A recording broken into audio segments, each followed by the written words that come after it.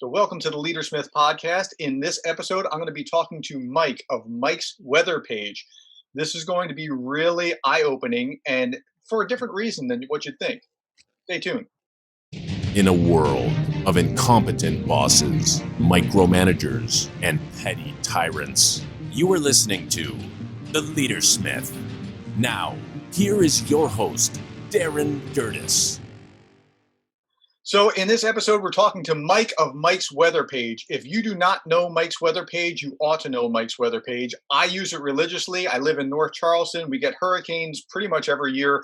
And so when a hurricane comes through, I am glued. Now, there are other sources that I could be looking to, but I'm looking to Mike's Weather Page because it's just awesome. So Mike, welcome. Thank you for coming to the show. Oh, thank you. Great introduction. I really appreciate that.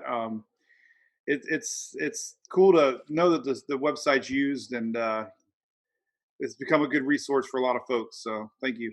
Yeah, I really appreciate you coming on. Ironically, I do not want to talk about the weather. Okay, so that's a very strange thing. I want to talk about you. I want to know about you. Okay, so first thing, is there a term? I tried to look it up. Are you a weather nerd, a weather geek? What's going on? Well, one of the newscasters called people like me meteorologist. I don't even know how you would spell that, but not a meteorologist, but a like an armchair quarterback.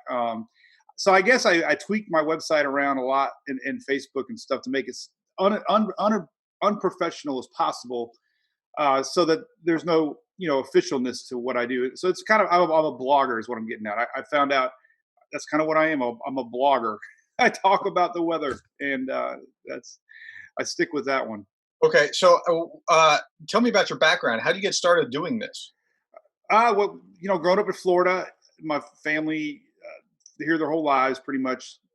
So I think it's in my blood a little bit, just tracking systems and the love of storms. But in 2004, we living in Tampa Bay area, we had Hurricane Charlie. Mm-hmm.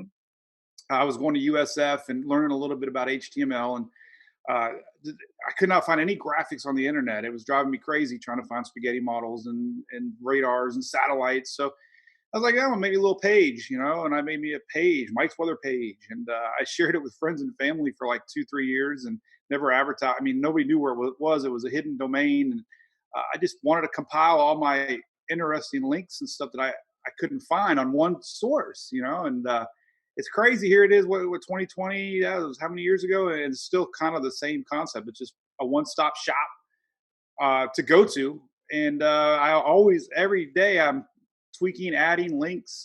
Trying to make it that perfect place to go, I guess, to find everything you need. One-stop shop. Okay, so describe how to use your weather page. Remember, it's people will be listening to this, so you can't just show us. But Yeah. what when you come onto it, what will we see? Why are those things there?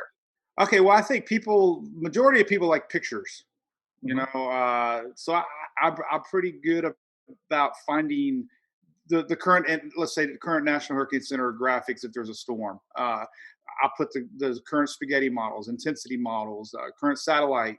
So it's real easy to see. It's one page. You don't have to click around, which I think people like. It's all on that one page. You scroll down, you see current rain forecast maps, temperature maps. I mean, pretty much everything weather geek related, I find an image, and people seem to respond well with that. I mean, I have a lot of text links on there. You can spend a lot of time looking at the links, go to a lot of sites, which I think are pretty valuable. A lot of these sites that I link are additional resources for modeling and government agencies.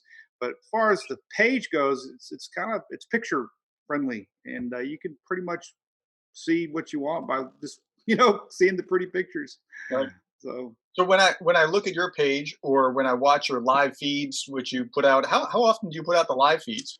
Well, I try to do it daily, Monday through Friday. When there's a storm, I do it at night also. I found out over it used to be my thinking out loud session, and it kind of still is. I guess people like to hear me ramble. But the nighttime ones work out good too, because we have a whole day of models that come out. Models run 4 times a day. So usually in the morning at 9:19, there's a standing joke with that. I used to be at 9:00 in the morning, but I had to rush to get the kids to the school bus. Barely got back in time. So then I pushed it to 9:05. Well, then I push it to 919. I don't know why. So every day at 919 we do one, and then usually at night when there's a storm, just to recap the day's models and the latest. So when I watch the news, I see all the spaghetti models and they don't really explain it. They just say, "Yeah, it's probably somewhere in the middle." You unpack it. Is there do you lean toward a favorite? Now this is as far weather as I'm going to go, but do you lean toward a favorite model? Well, it's funny you should say that. This year has been pretty active already, and everybody used to always go to the Euro and the GFS, the European model. This season, I don't know what's happened, but the Euro has not been that great. And there's a lot of newer models. There's a German model called the Icon. The Canadian model used to be joked at. They used to say it was constantly making canes, but they've been silently doing updates to it. And even last year, I'm finding that it's pretty consistent. And people laugh at me, but it's the Euro has burned a few forecasters this season already. So the key is taking a blend of all of them. And you can use models to look at steering currents. Some like the Euro might not be even shown in a system, but the Euro upper level wind steering currents are pretty solid, rock solid with the Euro. So you can use a little bit of one model and Right. then put it into another model and say, okay, well, 5 out of 7 are saying it's going to be a storm. Uh, but these two aren't, but those two are still showing the same upper air pattern. So you kind of know looking ahead, so really on it to the question, really, no, I think what makes me different is we look at all the models and I share them all. And Yeah. when I get excited, not excited in a good way, but like I'll start feeling confident on a storm when we start seeing a lot of consistency. No, but I mean, as you were talking, I was thinking like how nerdy the conversation has just shifted in a moment, and just how much you love and have this passion for this. I mean, it's just it, and but and that's why I actually asked you to come on, because I've never seen anybody who was a leader who excelled at anything who wasn't passionate about it, and clearly you're passionate about it. I mean, how much time do you spend on this in a Wow. given day? It's an obsession. I don't know where I get this refuse to lose attitude in life. I wish I could apply it to everything, like mowing the yard and doing laundry, but um, the weather, it just becomes an addiction. And I think what's really fueled me more than anything over the years is I used to be only centered around Florida because it was personal to me, and I started realizing that I had fans in Texas and Carolinas, and then the islands and the Azores and places I never even knew were on the map. Mhm. So the social media side, I think, is a really fuel that keeps me fired up because we all feed off each other, and having a lot of fans, you share in that excitement and the what if. And I don't know what it is. I wish I knew what it was. I mean, my granddad, I guess, tracked these things on a paper map, so I'm thinking maybe there's some weird thing about that. But I just love the what ifs. I love the not knowing. I love this year, especially when I see more forecasts wrong than right. It just proves that nobody really is an expert, Mhm. um, as much as people think. You know, we should be as much knowledge as we know. So we all just have our opinions, and it's fun. It's fun to watch them progress, and just it's crazy. It's a weird addiction. It's like it's Yeah. a culture. I said we have like a hurricane culture. The ones that love to track these things, we all share the same interests. That's for sure. How many visits do you get? Do you track that kind of thing, or Well, yeah, it's big. I mean, I won't. The website's in the millions. The website's a great tool. I've been so fortunate. I have a picture of FEMA during I think it was Florence, the one you guys experienced. I had a picture that FEMA shared with the head of FEMA looking down at my site. It was like, wow, and that's good press? You can't do better than. yeah, yeah. So it's cool but the Facebook's half of it. It's like the Facebook side. But when I post a video, for example, like this any morning video, it'll reach 250,000 people Yeah. watch it in a day. It's crazy. The power is crazy. It's just incredible. Yeah. I used to get excited. Like most of my posts would get about 5,000 to 6,000 views. I noticed, several years ago. Yeah. Now they're averaging 100 to 150,000 people on an image. So it's far reaching. You never thought that you were going to get anywhere near that when you started. You were just kind of noodling around, thinking this would be fun. Oh, always was fun. Yeah, it still is fun, which is great. I've been, I got a few little sponsors like Florida with ABC Fine Wine. They're a big chain here in Florida. I never dreamed I'd have a corporate sponsor that says, "Hey, just be yourself. We don't care what happens. We like your image. We like what you do." And It's like crazy. Yeah, It's like, they just want to get that real estate up because they know that you're providing value to people. That's what's motivating that. So you're attracting that money, not chasing it. Not like, hey, if I could just find people that would sponsor me. You're not thinking that way. You're thinking I'm just doing something awesome and people like it, right? So yeah, and they've come. Yeah, I definitely haven't looked for any. That's for sure. But so yeah, that go ahead. You can say what you were going to say. I'm sorry to interrupt.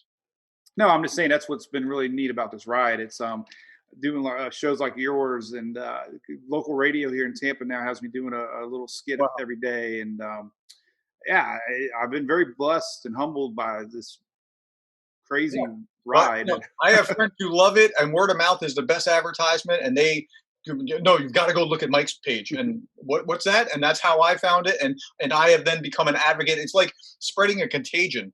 Yeah, and it's like a virus. So you said that you had a sponsor or sponsors. How do you fund it? I mean, is it just those sponsors, or I saw a Patreon thing on there as well? oh yeah, yeah, I get a little bit there. And I never ask. I just people like to support, and the Facebook has a cool option now where people can be a supporter for a few bucks a month, and I'm able to give them little perks that like a little private community chat room, and I actually have a lady that that helps me on the side. So I mean, it's expanded to where we're almost like a weather community, and yeah, so all these little things here and there, they definitely are cool.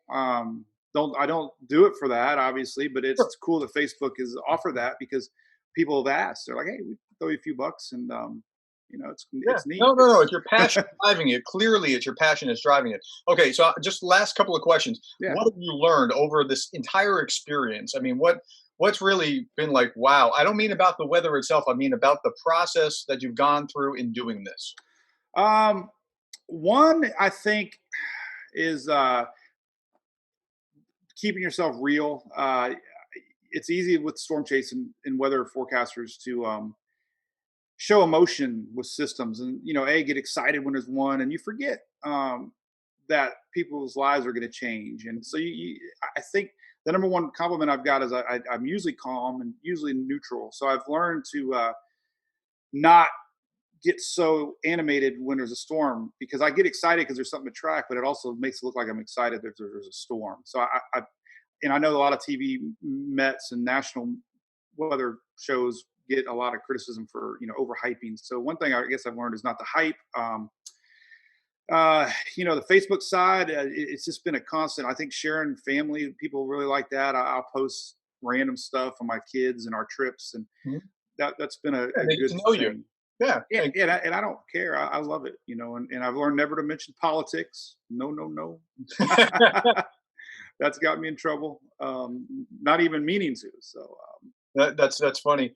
Tell me about accomplishments other than the Homeland Security focusing on your page, which is pretty uh, cool.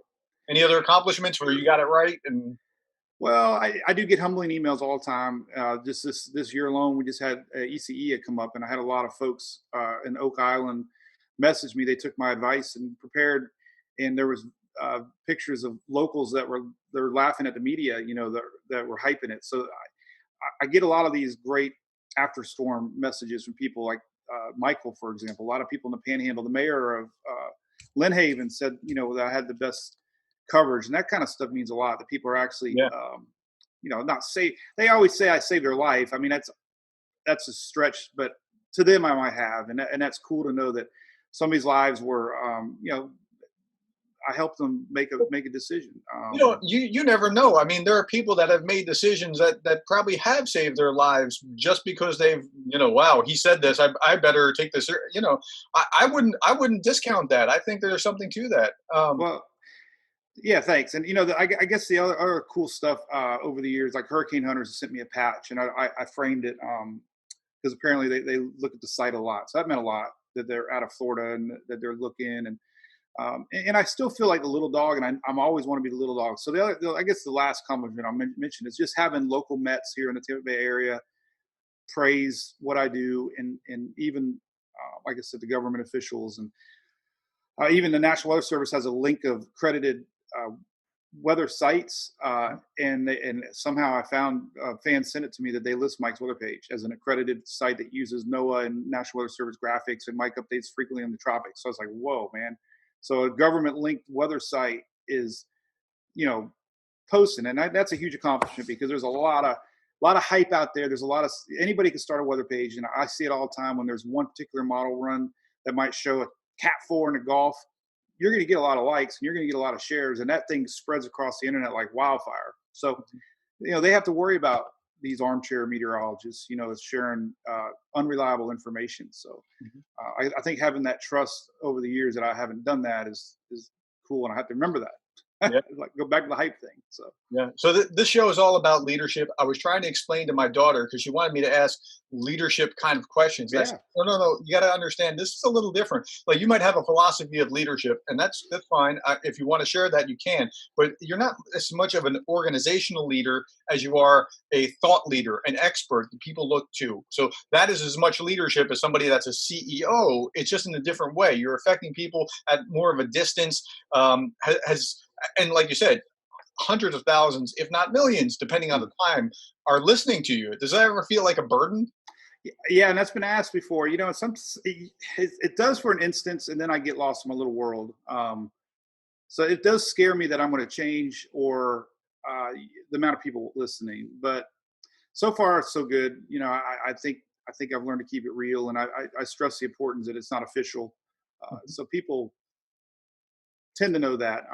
But as far as the leadership thing goes, my local meteorologist friend Dennis Phillips talks to his son a lot about what I've done, and I did go to school, went to, got a degree in business and marketing, and had businesses and other jobs, and I still have other jobs. But this I think the leadership part of maybe what ties into your show with what I've done is taking something that you're passionate about. It just proves that doors will open. If whatever you're good at, there's gamers on Twitch that make millions of dollars. There's YouTubers that make, so it doesn't matter what industry you're in. I grew up racing radio control cars as a hobby. And I bought a big indoor facility when I got out of school, and people used to laugh, oh, toy cars. But heck, I become friends with Tony Stewart, Carl Edwards, all these guys grew up racing these things. So I took something I was passionate about, did very well with it.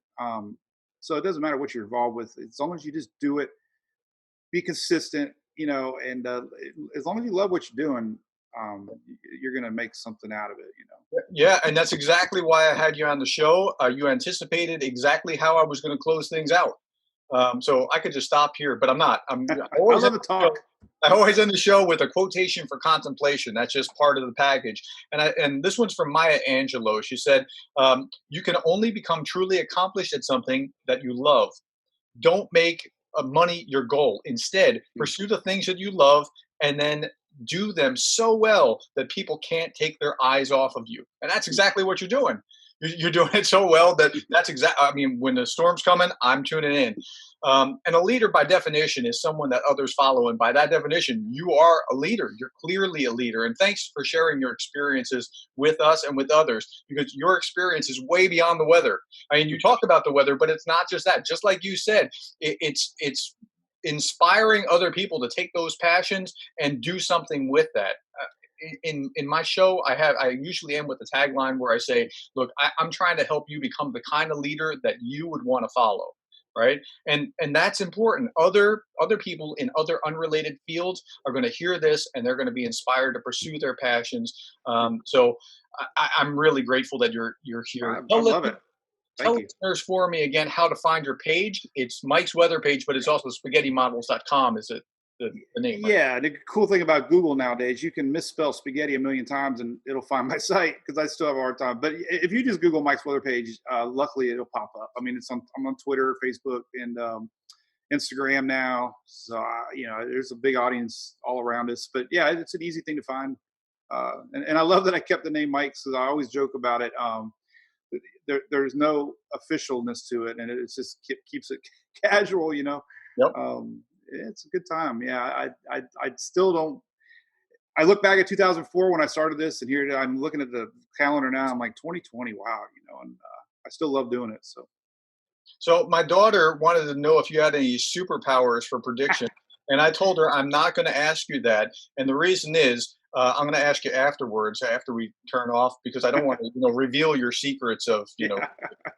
how you got your Green Lantern ring or whatever it is that is causing you to be able to figure all this out. Well, no, and I think honestly, I feel like I become a pulse of the weather because it doesn't change hourly, but there's so many models, so much weather patterns that you become one with the storm, or I do at least, and I feel like that's where my little niche does come into play because I've noticed like if we were on vacation or I wasn't connected and I check every 12 hours like most have to do, you really don't know what's happening. You don't know maybe trends or flip flops of the models. So I think in order for it to appear that I know what I'm talking about is I just stay in it constantly and I'm aware of every little change. So and I relay that because models do flip flop and they do just like with Florence, for example, with you guys.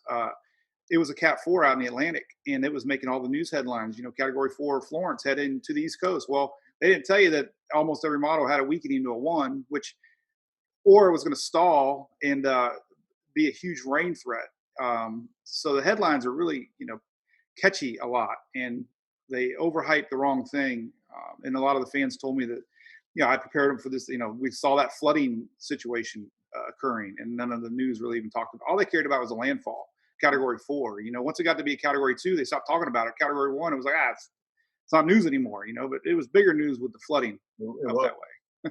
Well, hey, man, thank you for coming on. Thank you for having this passion and sharing this passion with all of us, because hopefully this is also kindling passions in others in various fields, not even just in weather, but whatever their passion is. It's helping them understand, yeah, they can pursue their passion and do something great with it.